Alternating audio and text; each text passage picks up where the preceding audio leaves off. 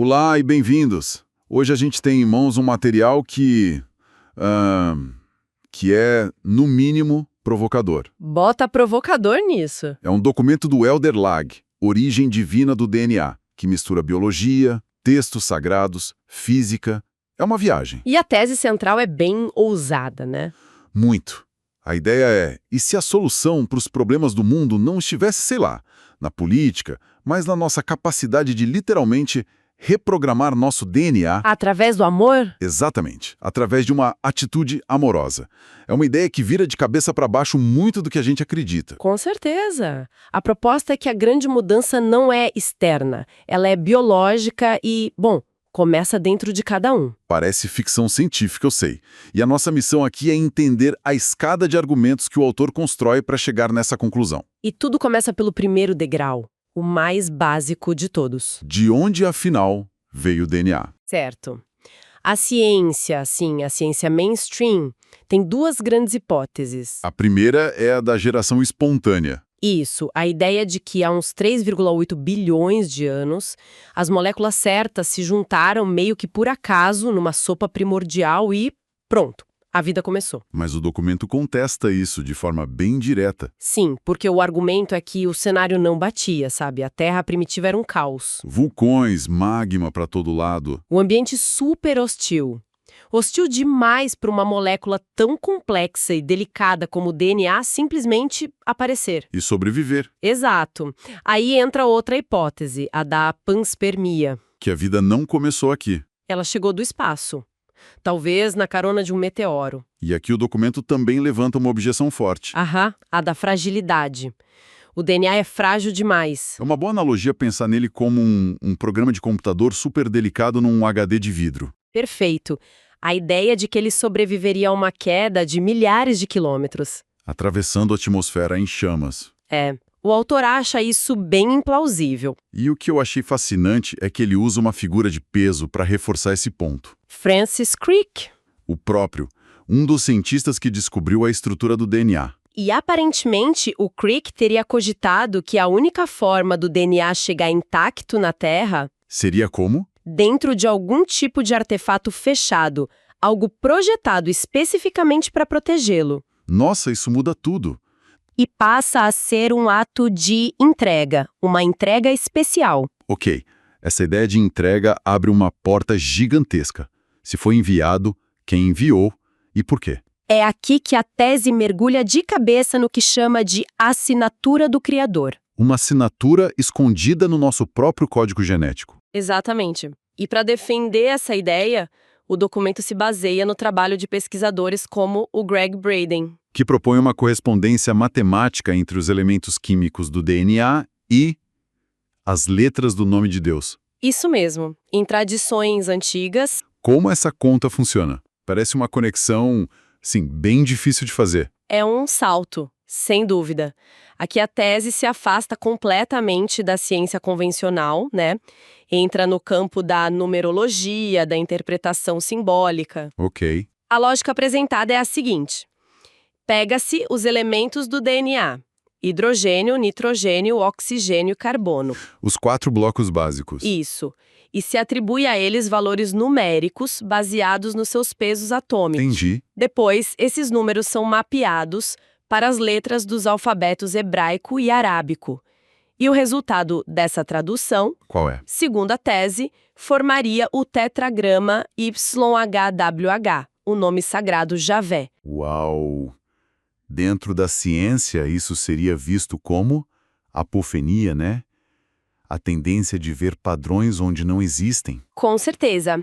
Para a ciência, é coincidência. Mas seguindo a lógica do documento... Para a tese do documento, a precisão em tantas camadas química, linguística, numérica, seria impossível de ser aleatória. E tem mais uma conexão aí. Sim, porque Javé, nas tradições abraâmicas, é a fonte da Torá em hebraico. E do Alcorão em árabe. Exato. Ou seja, a mesma fonte estaria por trás dos livros sagrados e do livro da vida, o DNA. Então a grande sacada aqui é que o manual de instruções da vida não seria só um código biológico. Seria literalmente uma mensagem assinada. É como se o programador tivesse escondido o próprio nome dentro do código-fonte de cada célula viva. Essa é a ideia central.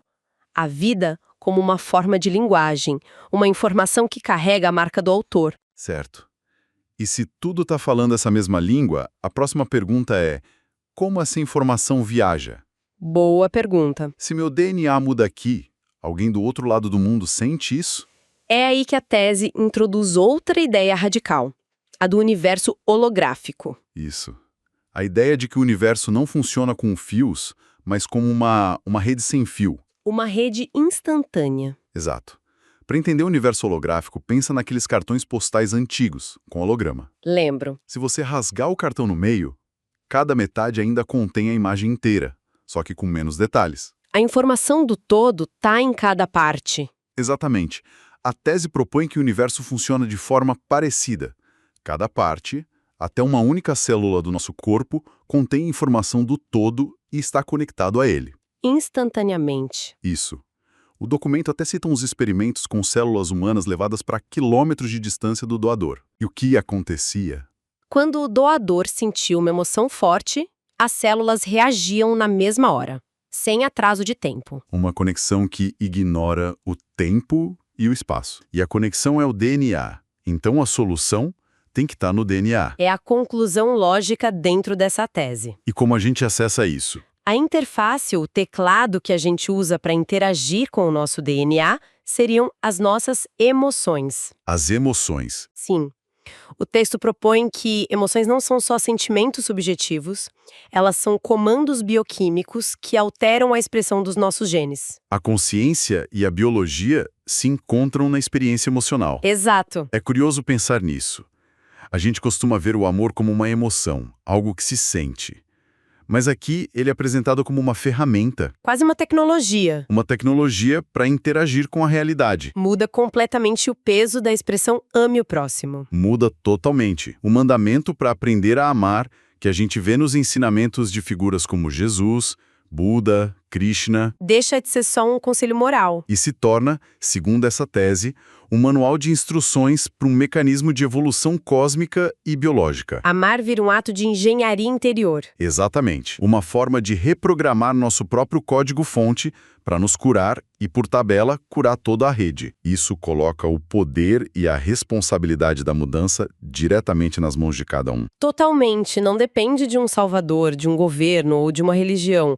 Depende de uma escolha interior, cultivada momento a momento. Certo. E se a chave é essa engenharia interior, o que isso significa para o nosso futuro coletivo? Como isso se traduz na prática? O que seria necessário são escolas e mestres do ser. O que isso quer dizer? Pessoas que ensinam não por discursos ou teorias, mas pelo exemplo vivo, que incorporam essa transformação interior e demonstram isso nas ações. É a filosofia de Gandhi, né? Seja a mudança que você quer ver no mundo. O texto ecoa isso diretamente. A transformação é de dentro para fora, sempre. E essa ideia redefine o conceito de fim dos tempos, que geralmente é visto como algo catastrófico, externo. Completamente. O fim aqui não é um apocalipse que vem de fora. É o colapso das nossas ilusões. Internas e externas. É o fim do ser humano que age por medo, por obediência cega, e o começo do ser que vive por consciência e amor. Tem uma imagem poderosa que ele usa. A do palco. Ele diz que o palco onde as velhas estruturas, autoridades atuavam, já foi desmontado. Embora os atores insistam em continuar em cena.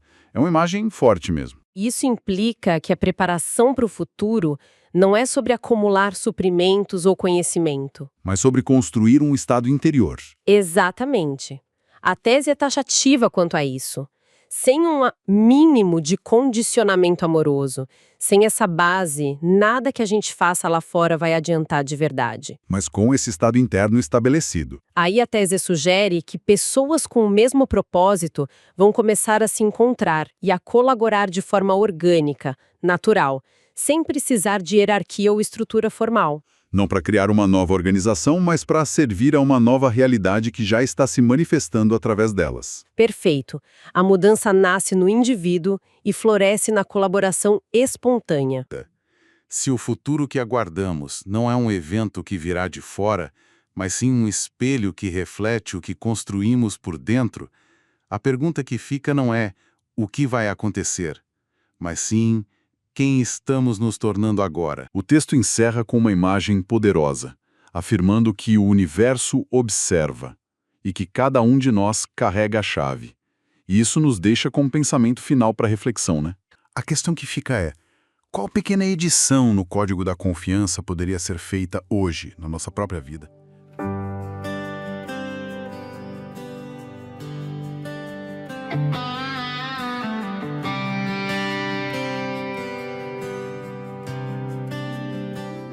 No sopro do deserto, ouvi a voz do Eterno.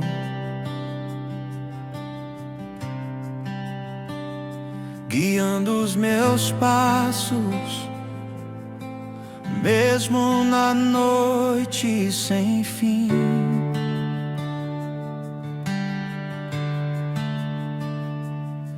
Caminhei como Abraão, sem ver a terra prometida, carregando sonhos, esperanças e pedras do caminho. Como Moisés, atravessei águas turbulentas, e cada lágrima virou maná para minha alma. E os anjos me guardavam, mesmo quando eu duvidava. A fé era meu escudo, o silêncio meu altar. Do jardim ao Calvário, o mundo sussurrava segredos antigos, promessas que ninguém ousou tocar.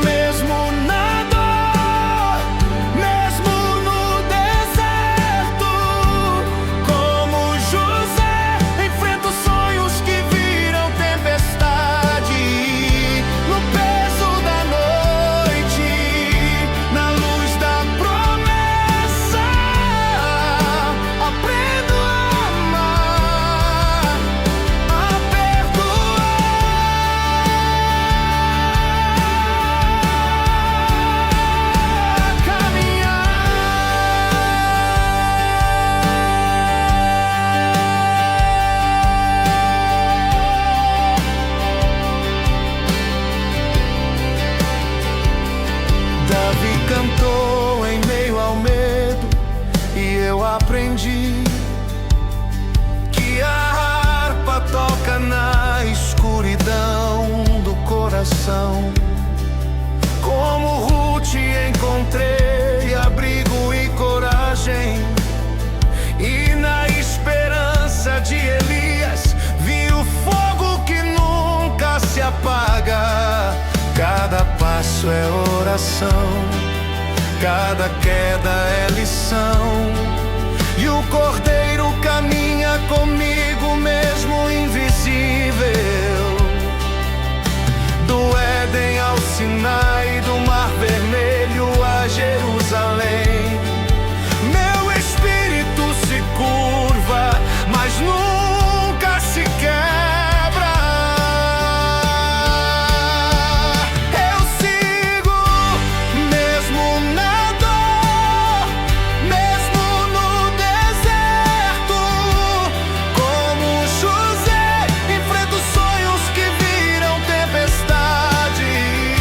No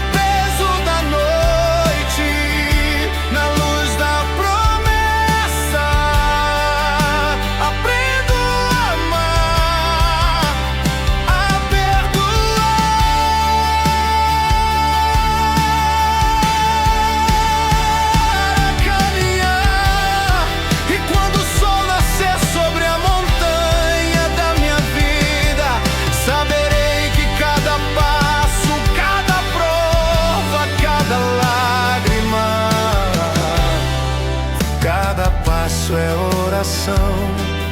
Cada queda é lição, e o Cordeiro caminha comigo mesmo invisível.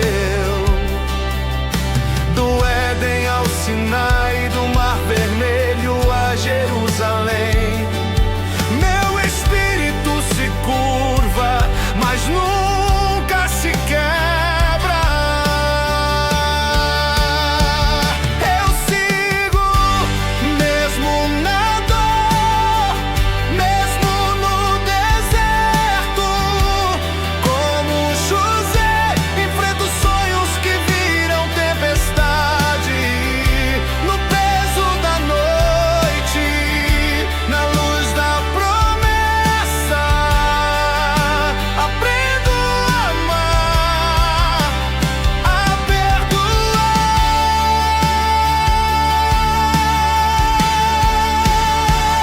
a caminhar. E quando o sol nascer sobre a montanha da minha vida, saberei que cada passo, cada prova, cada lágrima foi o caminho que me trouxe mais próximo do eterno.